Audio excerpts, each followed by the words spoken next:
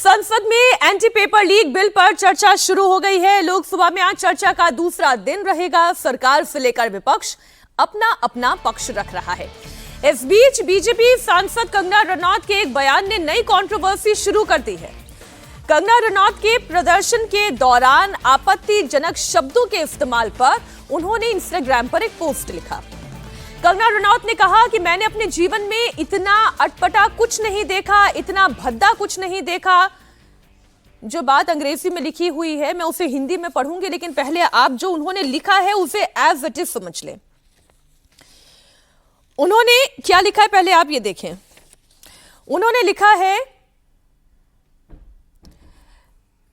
unconventional career moves and they take accountability for their action. They have to cause they own and their own।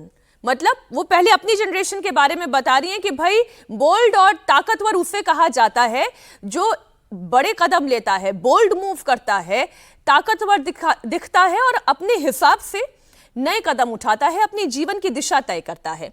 They don't do this at the cost of their parents and their families। वो अपने माता पिता के रहमो करम पर ये नहीं करता है। Here is a new generation of so-called westernized Indian women। बहुत गौर से इस बात पर ध्यान दीजिएगा, उन्होंने विमेन की बात की है। उन्होंने क्या बोला है कि here is a new generation of so-called westernized Indian women, यानी कि जो पाश्चात्य संस्कृति से बहुत ज्यादा प्रभावित महिलाएं हैं, लड़कियां हैं, अब उनका एक नया सेगमेंट आ गया है। I call them generation gutter, यानी कि जिस जेन ज़ी को हम बात कर रहे हैं वो उसे जनरेशन गटर कह रही हैं। Some of them have nothing to offer to the system. They are not good at studies but they are so ugly. वो इतने गंदे, इतने खराब दिखाई देते हैं, इतने करप्ट हैं that they can't be home makers, यानी कि वो होम मेकर नहीं बन सकते, वो किसी की पत्नी नहीं बन सकते।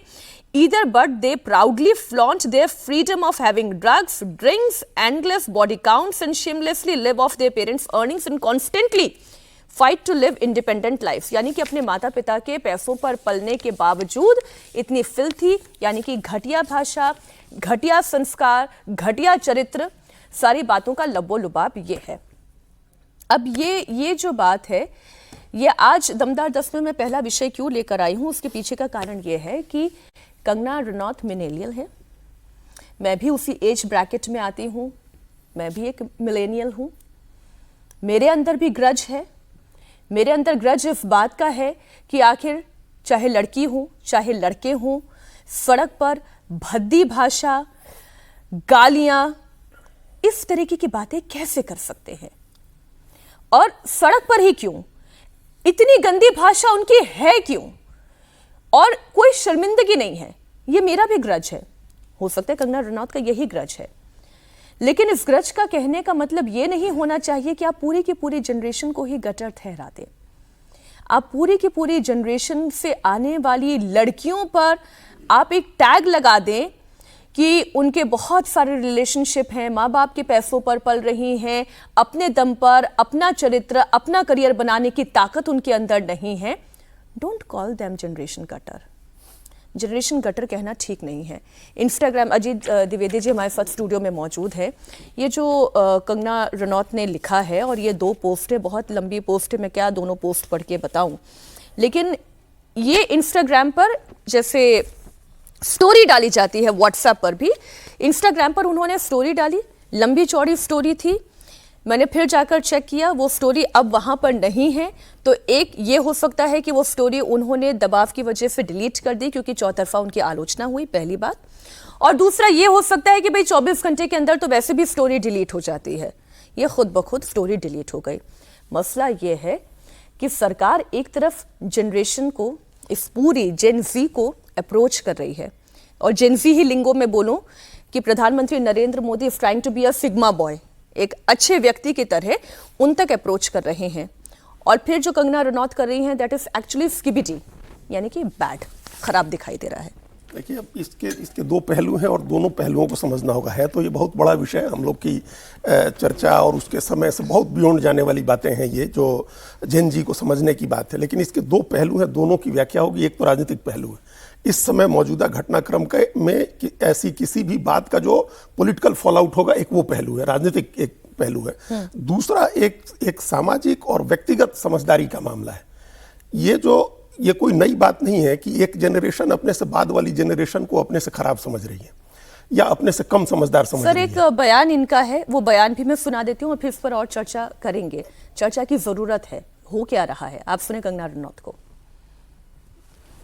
आप हमारे 75 ईयर ओल्ड प्राइम मिनिस्टर हैं, उनकी दिवंगत माता जी को, उनको इतनी गंदी गंदी भद्दी गालियां दे।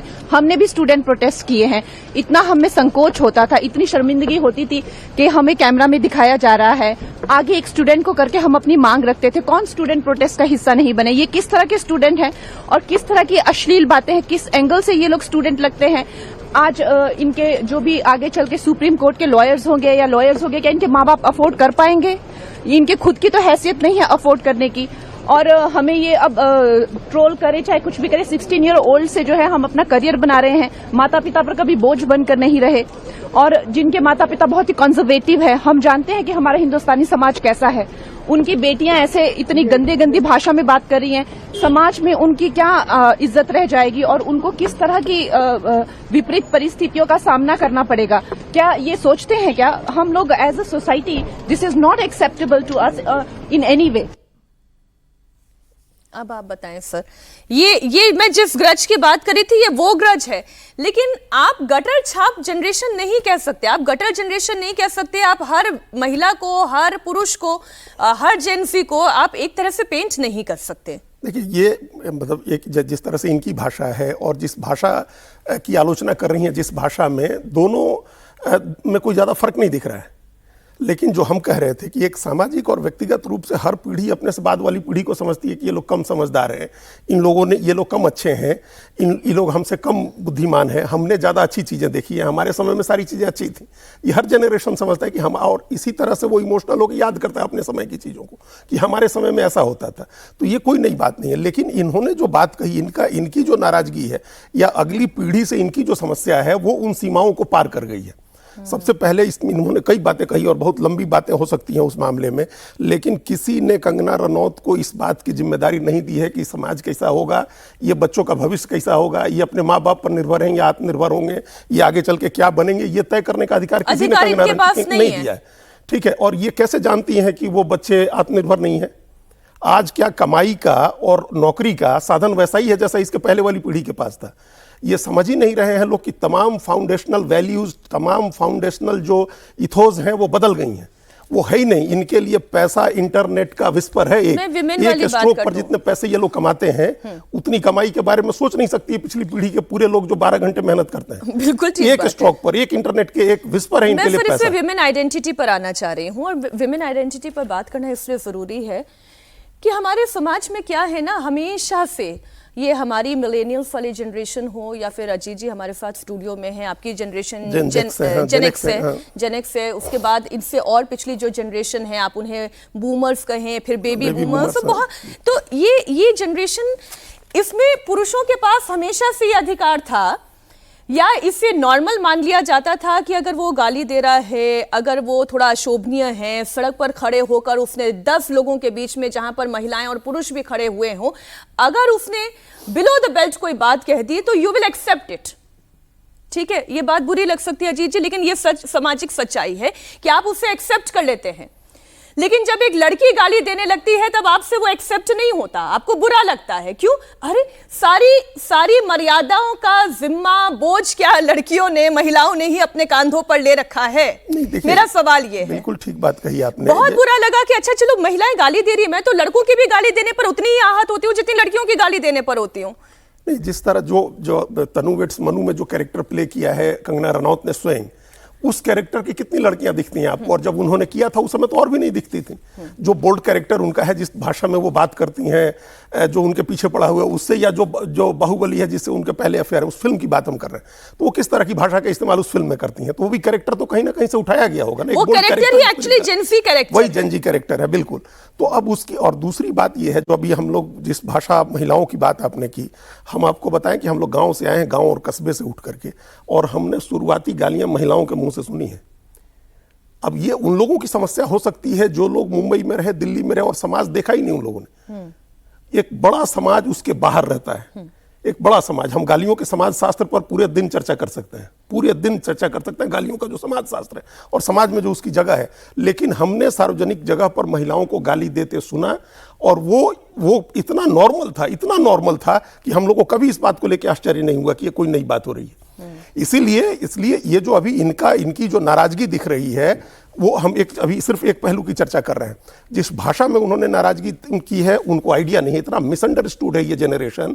इस जनरेशन को आप किस हिसाब से समझ रहे हैं? सारे को हमने कहा कि फाउंडेशनल कॉन्सेप्ट सारे ध्वस्त हो गए हैं। इनके लिए पैसे की कमाई एक इंटरनेट का विस्पर है, एक इंटरनेट, एक कंप्यूटर का कीबोर्ड है। इनके लिए ऑफिस का मतलब ऑफिस स्पेस में बैठना नहीं है, इनका लैपटॉप इनका ऑफिस है। इन्होंने जंतर मंतर पर प्रदर्शन नहीं किया, इन्होंने पूरे इंस्टाग्राम को जंतर मंतर बनाया था। ये वो पीढ़ी है जिसके लिए टाइम एंड स्पेस का सारा कॉन्सेप्ट खत्म हो गया। इनके लिए सफलता जो है, ये बात प्रधानमंत्री समझ रहे हैं लेकिन कंगना रनौत नहीं समझ रही है। सफलता एज और अनुभव का मोहताज नहीं है। ये समझ रही है कि जब 25 साल का होगा, कहीं नौकरी करेगा तभी आत्मनिर्भर होगा। 18 साल के बच्चे यूं चुटकियों में पैसे कमा रहे हैं सोशल मीडिया में। ये नहीं जानती हैं वो कि कह रही हैं कि आत्मनिर्भर नहीं है और अपने माँ बाप पर ये लोग आश्रित हैं। लोग, आप एक पूरी जनरेशन का अपमान कर रही हैं, 20 से 25% आबादी का अपमान कर रही हैं आप। और ये अपमान सिर्फ उनका नहीं है, आप उनकी अपब्रिंगिंग का अपमान कर रही हैं, उनके परिवार के लोगों का, उनके अभिभावकों का भी अपमान कर रही हैं। ये सोच समझ करके कोई भी ऐसी बात करनी चाहिए। और हर मिलेनियल बोलता नहीं है, हर जेनेक्स बोलता नहीं है, हर बूमर बोलता नहीं है, लेकिन वो देख सब रहा है। वो ये समझ रहा है कि कौन सही है और कौन गलत है, किसके चैलेंजेस क्या हैं।